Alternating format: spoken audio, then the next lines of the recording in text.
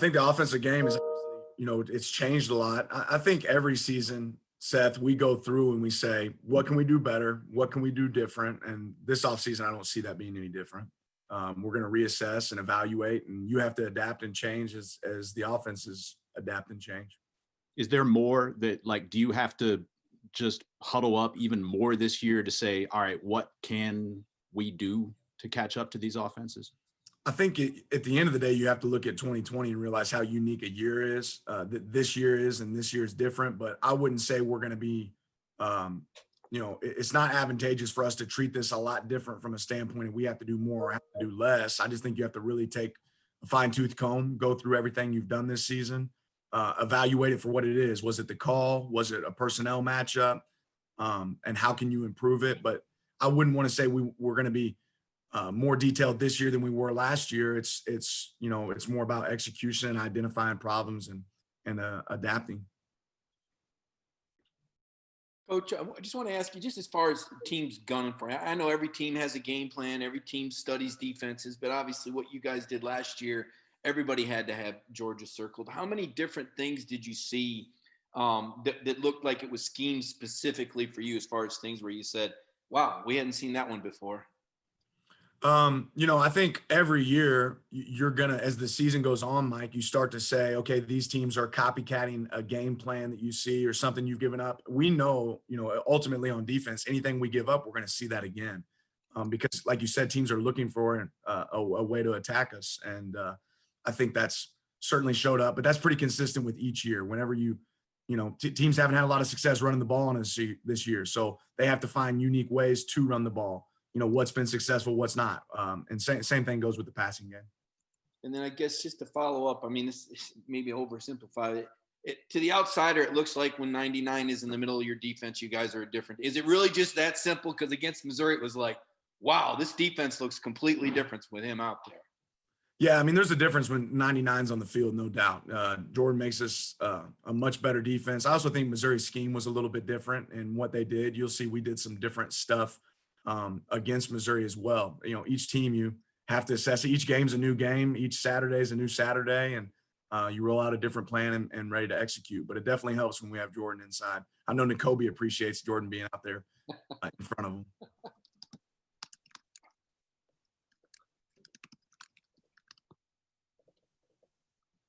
Okay, let's go to Chip Towers from the Atlanta Journal-Constitution, and then Anthony Dasher. Questions for Coach Lanning or Nakobe Dean? Yeah, for both Coach Lanning and Nakobe, if you could take this second. But I'm not sure that I can tell that you've seen a quarterback quite like Desmond Ridder during this season. So I just wonder about some of the unique aspects that he brings to trying to defend him. Yeah, Desmond's a player, and I'll let Nakobe hit on it here as well. But, what makes Desmond unique, I don't think he gets enough credit for, is his ability to run. I think he's the second winningest quarterback in Cincinnati's history. Has a really strong arm, is up for basically every award for the quarterback. And I would put him in the top 3 quarterbacks we've played this season, in my mind, as far as execution, understanding of an offense. They ask him to do a lot. And you can tell he makes a lot of checks at the line. So he's obviously a really savvy player from an intelligence standpoint, but he can make all the throws and is a dynamic runner as well. Yeah, definitely. You can definitely tell by the film that he's a playmaker. He runs that whole offense runs through him, and like basically he's the heartbeat of the offense.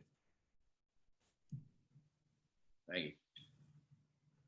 Hey, Nakobe, I kind of wanted to ask you what Coach Lanning was mentioning a while ago about getting Jordan back. Just explain, how he makes your job easier as an inside linebacker. Oh yeah, he makes it a world easier for me. He eat up them double teams and everything like that, and he takes pride. He takes pride in it. Also, he just don't do it as his job. He takes pride into eating up double teams and making sure that I'm free. He comes to the sideline and asks me all the time, like, what's it looking like, how they getting in my face and everything like that. So it's it's great to have him back.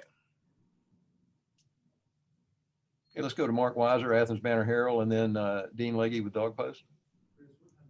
And what do you see in terms of, since the Florida game, in improvement with your defense? How much do you look at that as adjustments you guys have made? How much in the level of opponent? And then how does Cincinnati kind of fit in terms of what you faced offensively? Yeah, I think we made a lot of improvements from a standpoint of communication. Adapting. This has been the year of adapting, and every week's a new week. In a sense, I think our guys have done a really good job of taking the to them, getting prepared to play every Saturday, hoping we get to play every Saturday, and then every once in a while finding out you're not going to get to play. But we focused on technique. We focused on fundamentals more than anything. I think we've tackled really well this year, and our guys have embraced that, throughout practice. And that's probably the number one way to eliminate, explosive plays, is to be good tacklers, be really sound there. But I think that's something we focused on. Cincinnati's offense is really good. I mean, they're a top 20 team on offense and on defense. I think that's why they play really complementary football. But for our guys, I think we've seen steady improvement in our communication and our ability to adapt based on somebody being out. I think we've done a better job throughout the season. Our coaches have done a really good job adapting, and our players have done a really good job adapting to who's in, who's not in, and putting those pieces together. Hey, Dan, when y'all start dealing with recruiting, and the way that y'all have recruited lately these last few years, do you and Kirby sit down, or the defensive staff look at the board and say, hey, we need this particular player? Or do you say, hey, we've got this spot we've got to fill? How do you manage those two things? Yeah, it's a combination of both, Dean. I mean, ultimately, Coach Smart has a plan for everything. He's very detailed in everything that he does, whether it be recruiting, practice plan organization, the way we handle our players here. But yeah, there's a certain roster number that you're looking for kind of at each position. And then you have to assess need over, position need over, what do we utilize? This defense has changed over time based on the offenses we face as well. Like how many 300-pounders do you need on your roster as opposed to how many DBs? So I think that's all a piece of it. We're trying to find the right guys that fit within the system that we run defensively, but enhance, what we can do and build upon, if that answers your question. All right, let's go to Jake Rowe, Dawgs 247, and then to Jay Black, WSB Radio. Coach, when you look at all of the different options and players that you could have that could decide to move on and that could decide not to play in this game or even declare after the game, is it exciting to kind of get them all back, or the ones that are sticking around? I know Kirby has said you guys are excited about the ones that are going to be playing in this game, but seeing guys like Malik who's bound for the Senior Bowl and Jordan Davis, who probably could go to the NFL after this year if he wanted to, Devontae Wyatt. How exciting is that to see those guys come back and a chance to coach them once again? I'm thrilled about every single guy we have in our program. Obviously the guys you mentioned are guys we're really, really excited about. That certainly doesn't change. My ultimate goal as a coach is that these guys can achieve at the highest level. They reach all their goals here at Georgia, and then they have the opportunity to play long careers, in the NFL if God's willing. And that's exciting for me to have those guys have those opportunities. I think ultimately we talk about the opportunity to come get a first-class education at Georgia, play really elite defense against the best competition. And I think that's really appealing for our players to have the opportunity to do that. So I know I'm excited to coach these guys. I'm blessed to be in the situation I'm in every day to coach the players that we get to coach here at Georgia.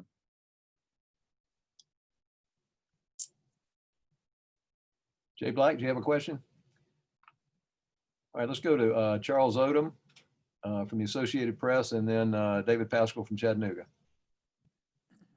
For Coach Lanning, you mentioned at the start, this has just been a different year. Do you think that there is a direct relationship between COVID and scoring being up nationally?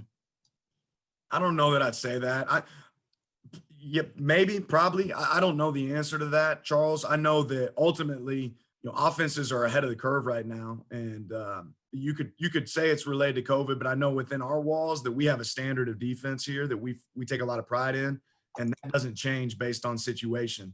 We take a lot of pride in our mental agility and our ability to adapt. But if you sat here and said that offenses aren't scoring more points, you'd be lying. That's obviously happening. So we have to continue to adapt and build off of that. Is some of that related to COVID? Yeah, probably. Is all that? No, certainly not. And I don't think we'll ever use that as an excuse in our program. I know that. Yeah, this is for Dan and Nakobe. Kirby said a couple of nights ago that Monty Rice has not been really full strength since the Alabama game. I was just curious I know you're not into making excuses, but what adjustments has that resulted for both you, Dan, and Nakobe? I'll let Nakobe answer that first. Well, personally, we haven't really made any much of adjustments. I talk to Monty every day about how he feeling and everything with his foot and everything. And he basically he keeps it real with me. If he tells me that he need like to be pushed or he need me to step up, need me and Quay to step up and play more and be there for him. So, in that aspect, it has changed, but other than that, it hasn't really changed too much. The one thing that's probably been an adapting piece for us is the multiplicity of, each week not knowing necessarily who you have. You probably ask guys to know more positions. And in turn, David, that's going to create, a little bit more simplicity on one side of the ball, because if you have to learn multiple positions or be able to do multiple things, you need to shrink your package to be able to adapt to that. Thank you. All right, let's go to Roddy Nabulsi with UGAsports.com and then Connor Riley with Dog Nation. Your freshman defensive backs, we get them in games sometimes, but there's a lot of times we don't get to watch practice. So could you give us a breakdown of your 4 defensive backs, Branch, Kimber, Burns, and Keely Ringo? Kind of let us know where Ringo is in his rehabilitation. Keely's been able to actually practice with us more and more as the season's gone on. He's not ready for competition yet, but I'm really excited about, sometimes you worry about a guy that has an injury. How mentally engaged are they going to be able to be throughout the season? It's tough when you're not going to play a game. And I've been impressed with Keely's attention to detail, really picking up some schematic pieces of our defense. And really all those guys are doing a good job of developing, learning the scheme, and growing. I think every one of them will benefit from an off season in the weight room, getting stronger, and building. But yeah, each one of those guys have done a good job of being engaged, ready for their opportunity. And there's a great chance you could see them, within some of these games, whether it be this next game or in the near future. Hey, Dan, Aziz is someone who was, speculated on whether or not he was going to play or not, but he is. How does he, how has he improved this year as a player, and what does he bring to your defense? Aziz is a lead by example guy. He does exactly what you ask him to do. From a player standpoint, I think he's just become more refined each year. You talk about player improvement from where he's come from when he first got here to what he's become, this year. His ceiling's really high. I think he's developed a lot of trust within our players. They trust that Aziz is going to do his job. And he's also a guy, talk about players, everybody wants to work on what they're good at. Aziz is a guy that's attacked his weaknesses and said, hey, here's the things I want to improve. And you see that show up on film. I think he can pass rush on anybody in our league. I think he's really good at setting the edge and playing the run, which is something you have to be able to do both in the SEC. You can't be one or the other. All right, let's go to Brandon Sudge, Macon Telegraph, and then Palmer with Dawgs 247. Hey, Dan, so in terms of your defense, how much did everything change when you didn't have Richard after the Kentucky game? I mean, how important has he been to your defense and the potential of having him back? How much does that excite y'all for Friday afternoon game? Ultimately, if you look at Richard's career at Georgia, Richard's been a playmaker, and it's exciting when that guy brings a certain level of energy and juice when he's on the field. He finds himself around the ball. That's really exciting. We don't just completely change our entire scheme because one guy's in or out, but when you have experience, there's nothing that replaces experience on the football field. And Richard has a lot of experience, suiting up for the Georgia Dogs. So that's a big piece of it for Richard. And certainly excited if we get an opportunity to see him on the field. Along those same lines, how would you assess the play of Chris Smith this season in replacement of Richard? Yeah, I think Chris has done a good job being adaptable and ready. And Chris is a guy that's, been patient, waited his turn. You always point out guys at the beginning of the season, you don't know when your moment's going to come, but we're going to know when you're ready. And you get out there on the field and ready to perform. I think Chris has done a good job of that, operating within the scheme. And he's gotten the more reps Chris has gotten, the better he's gotten each week. Okay, we've got time for maybe 2 more questions, and let's let anyone who wants to jump in go ahead. Hey, Dan, this is Dean Legge again. I wanted to ask you, was there a time in the season or a moment in the season when you realized how bad the pandemic was and how bad y'all were dealing, how difficult it was for y'all to deal with it, and not just in theory, but in practice? You know, the mental agility piece is gone, you know, really starting all the way back to this summer, Dean. And I don't know if there's one moment that sticks out over the other. It's just every day you come into work and in the past you said, okay, I have an expectation for what we're going to be able to attack today, what personnel groups we're going to be able to use, what people we have available. And we've realized really quickly in 2020 that that's not a reality.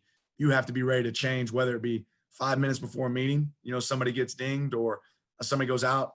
I want to give credit to Ron Corson and Coach Smart for really having a plan. Every single day we've stepped in here. If this happens, here's our reaction. You know, our trainers have done a really good job, and our coaches and players have all done a really good job adapting, whether it's us moving a guy for a position for the day. I don't know if anybody could script it and you anticipate what it's going to look like this season. But each day's just really taught you better be ready to adjust on the fly. And that's been consistent. I don't know if there's one point. It's really been throughout the season we've had to be able to adapt to that. Okay, let's take one last question. Let's go to Jonathan Simmons. I think you're on mute, Jonathan. There we go. Yeah, Nicole, quick question for you. So with everything going on this year, an unprecedented year with the COVID, what does it mean for you guys as a team to be able to get out here and play in a New Year's Six Bowl against a team like yourself that many people considered was a championship playoff team? You know, it feels great, you know, definitely with a year like we had with everything going on. Just everything from not just football aspect of things, but just school academically and, you know, mentally going through everything, how everything changed and being adaptable to everything that has been happening. You know, it's just been crazy. So for us to, you know, have the opportunity to, you know, play a New Year's Six Bowl, and for me to do it with, you know, some of my brothers that, you know, I might not ever play ball again with, you know, because they moving on. But just to be able to do that, you know, it's great. It's a great feeling.